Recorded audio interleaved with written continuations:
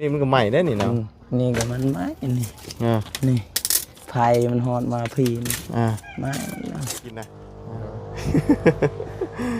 ชั่วโมงนึงใช่อยู่หรอปะใช่กินตลอดใช่ตลอดนะเอาน้ำกินใช่นี่อยู่อันนี้ต้องถือไปปลาพร้อมบ่โดยถือนะเย็นมันเย็นนี่เนาะมันบ่ได้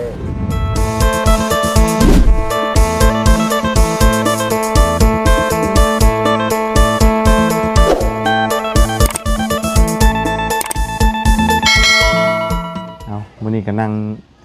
อยู่อูพี่น้องเนาะพอดีว่าทางบ่จันเพิ่นเข้าไปหาทางสาวอ่อนอยู่ทางบ่าวเพิ่นก็จักไปทางใดกี่ดิเนาะส่วนทางอุบลสารวัตรก็ซื้อกับข้าวเอาไปให้ทางสร้างที่เพิ่นบ้างเฮือนน้องน้อยนะพี่น้องเนาะตุ้มต่ำอยู่ฝนสิตกแล้วตอนนี้เนาะเอาว่าบุญก็นั่งอยู่ตารางเฮือนบ่ซอนนะพี่น้องเอ้ยเนาะพอดีเมื่อกี้นี่เราย่างมาพอดีเนาะมาแต่ปลูกกล้วยบ่ได้ว่าจังไดพี่น้องเอ้ยฝนก็สิตกลงได้มื้อนี้ว้าโดคนดีขนาดได้นี่เนาะตกซุมื้อทางใดก็ได้เอาก่อนอื่นก็กราบสบายดีและสวัสดีพี่น้องกันเบิดสุขุสุคนเด้อพี่น้องเนาะพบพ่อกันตอนฝนสิตกนี่แหละพี่น้องเนาะห้องต่ำมาเลยเนาะมืด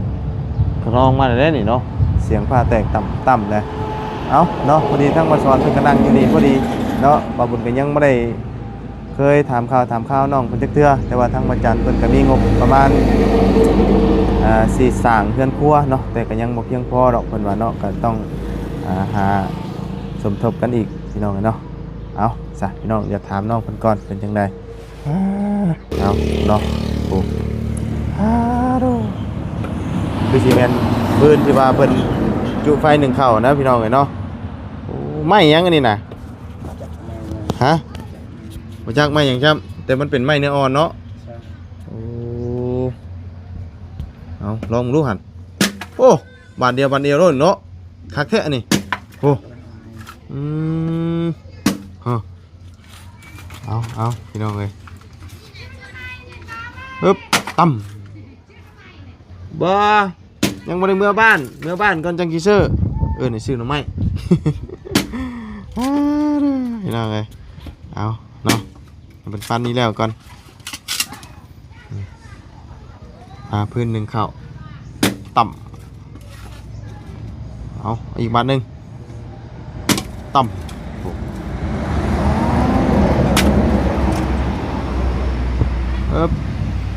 ต่ำ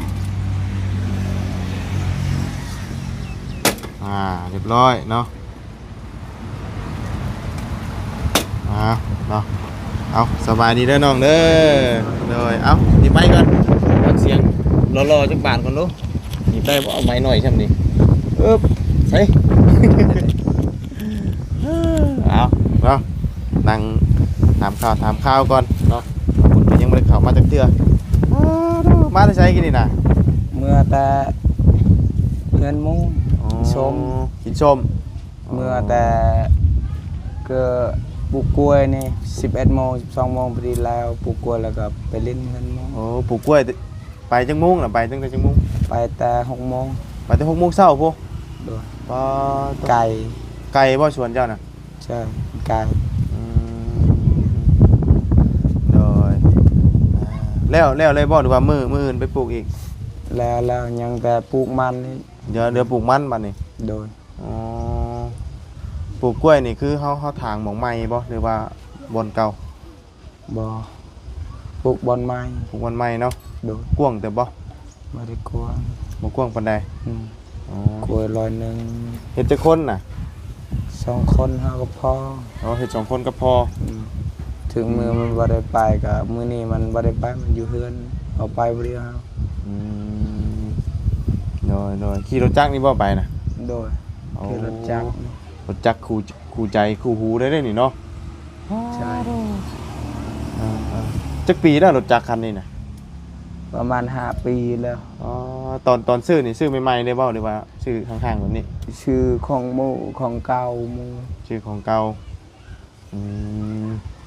ได้ซ่อมเรื่อยอยู่บ่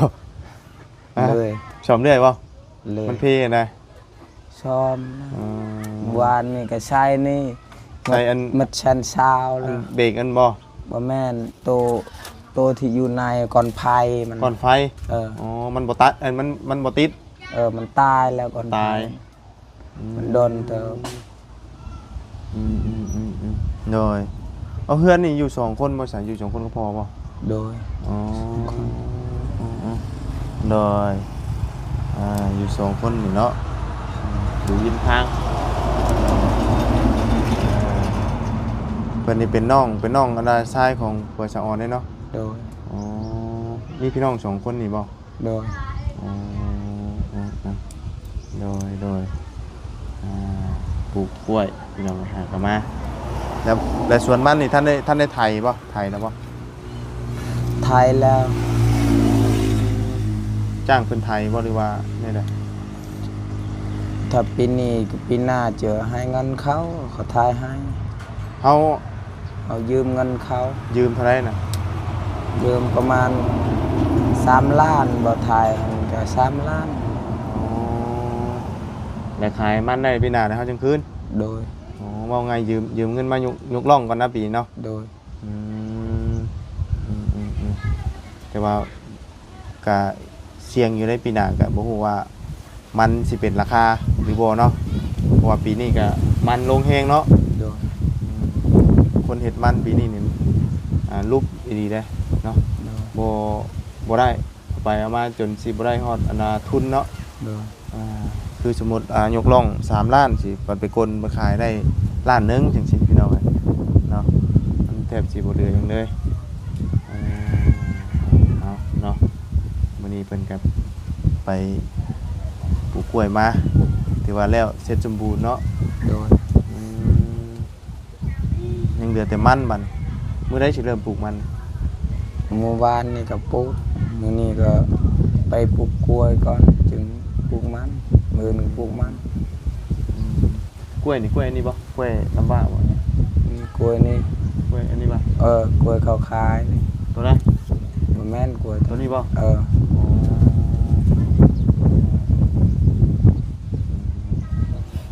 ปลูกกล้วยปลูกมันเนาะกล้วยนี่ใช้เวลาปีหนึงนี่ได้บ่ ยังบ่ได้ขาย3 ปีพุ่นถึงได้ขาย กล้วยอันนะ 3 ปี2 ปีพุ่น2กับ3มันได้ขายพอปีหนึ่งบ่ได้ขายดอก ปีหนึงนี่บ่ได้เนาะเพราะว่า บ่ เพื่อ เป็นมากบ่เป็นหยังซ้ํ มันสิออกหนอออกแหนงเนาะ โดย อืม 3 ปี น้อย 3 ปีกับ2 ปีหั่น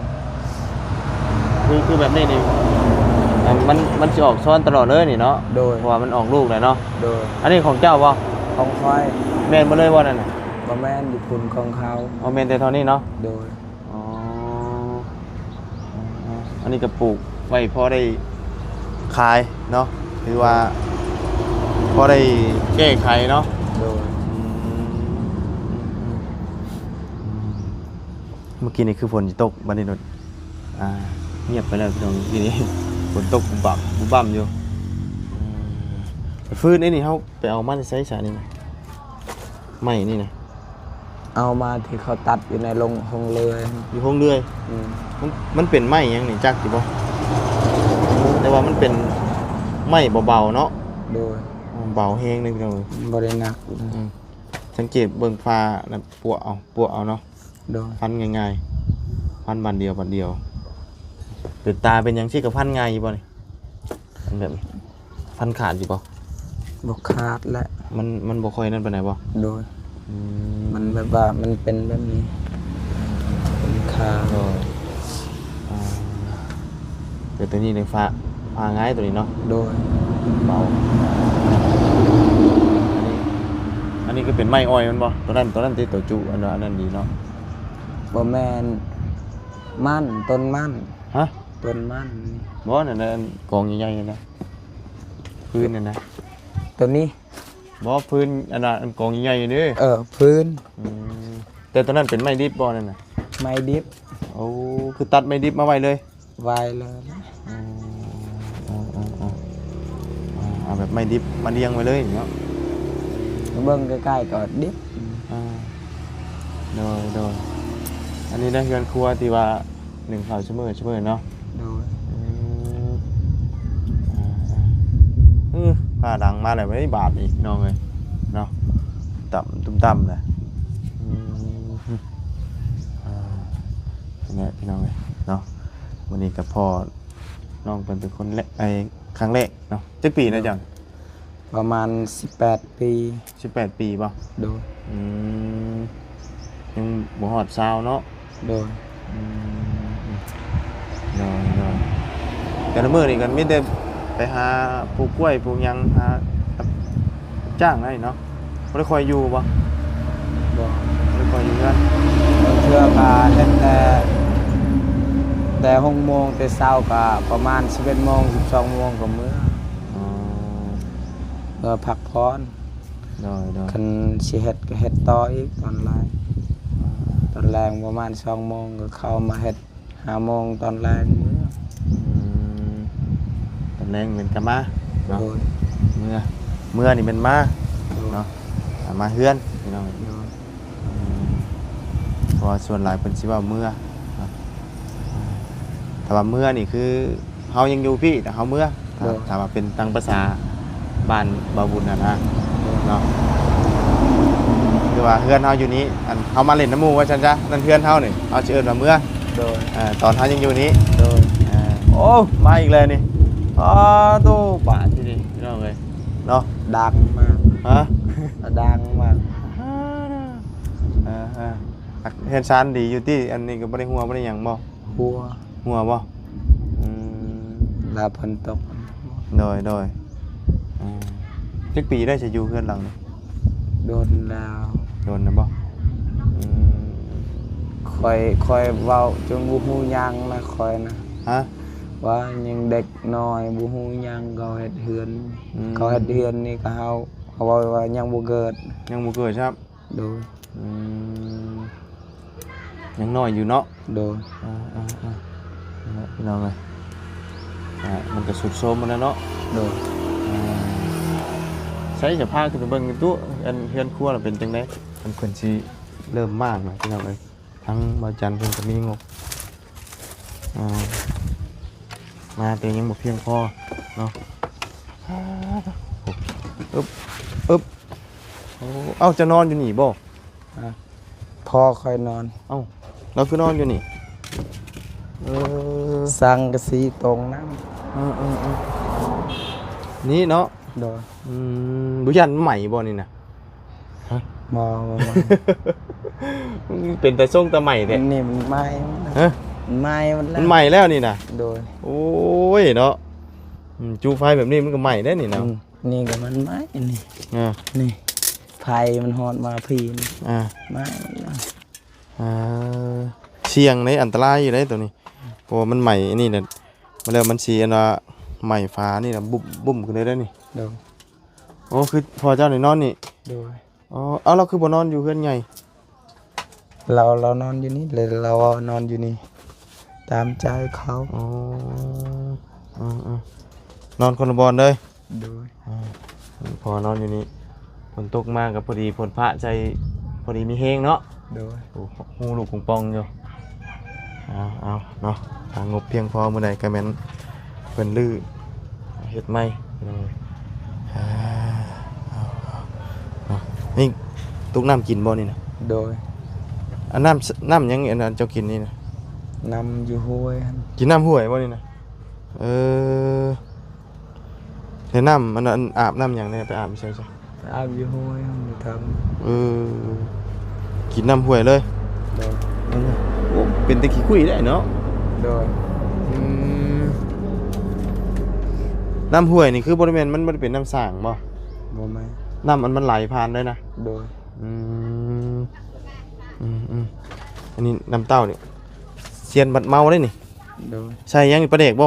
บ่ ฮะ บ่ได้ใส่น้ำกิน น้ำกินบ่นี่นะ โดย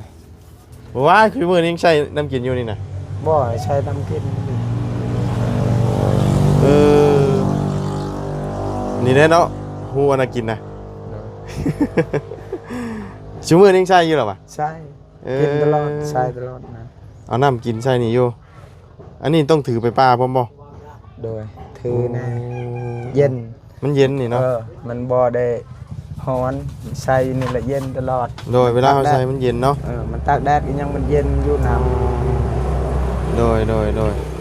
ถือว่าใช้น้ำกินน้ำมันเย็นสบายเนาะ ำโดย หมักตุ้มเต้า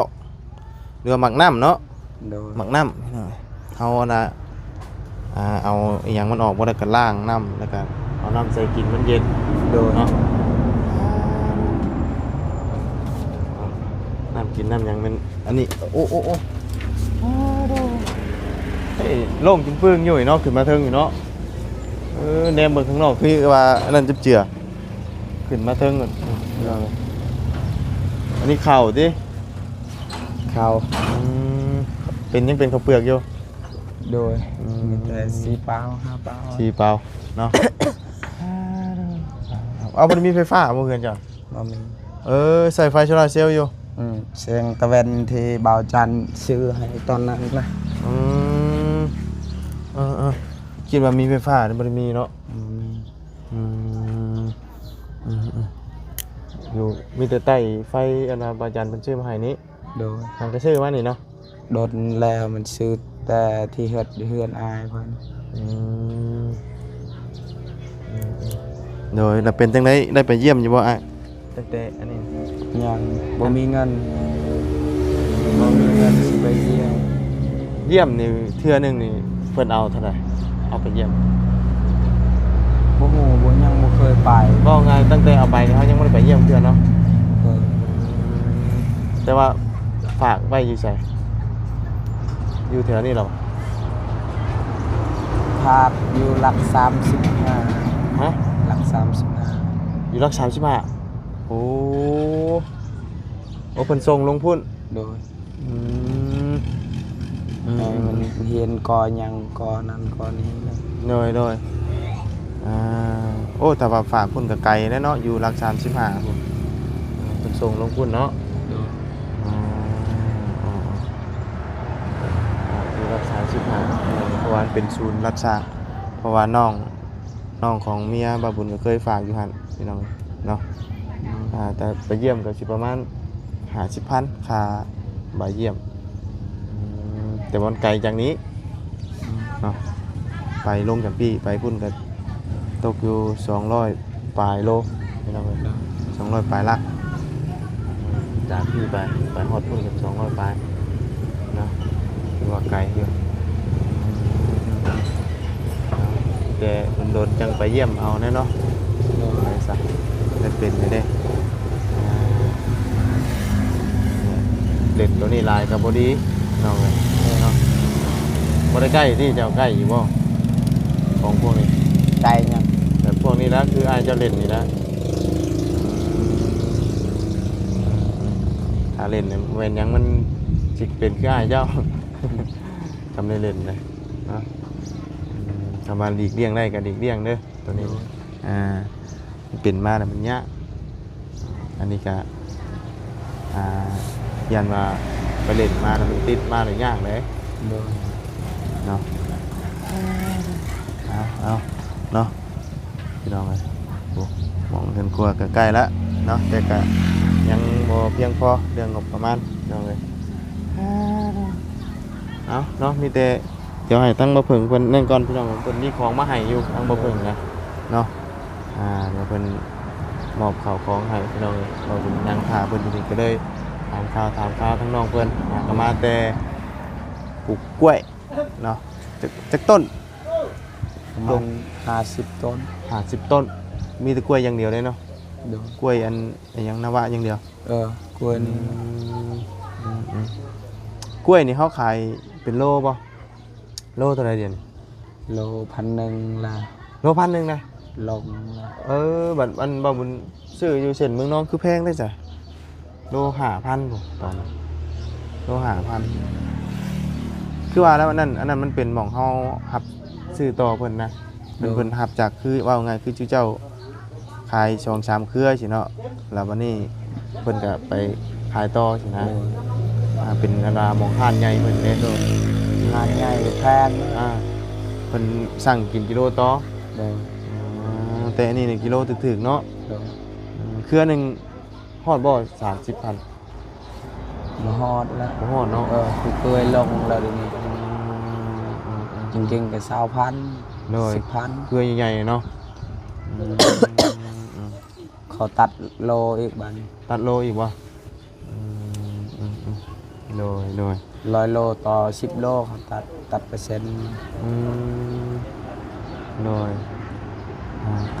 เนาะไปซะมาบุญกันสิอันน่ะเอาเงินให้น้องเพิ่นพอได้ซื้อกินนั่นได้พี่น้องมาบุญกันมาบ่ได้มีหยังเนาะตอนนี้ก็มาติดรถติดรางน้ำหมูน้ำคูพี่น้องเอ้ยมาบุญกับบ่มีหยังให้เด้อโดยขอบใจ โดยเนาะจังไดซะพี่น้องพอได้ซื้อเอ็มร้อยกินแก้เมื่อย ชื่อยังอยู่ไปชื่อ น้ำมันรถ ชื่อน้ำมันรถบ่ ชีแกกกมัน โดยเอาไปซะสบายดีเด้อน้องเด้อเนาะสู้ๆกันนะเนาะ โดย จังไดซะไปพี่น้องเอ้ยลงตารางก่อนฝนสิตกเลยมันสิฮักกันได้นี่นะโอ้จนชิรุดเนาะพี่น้องเอ้ยชุดใส่กล้วยแล้วก็ชุดยอดอีเลยพี่น้องเอ้ย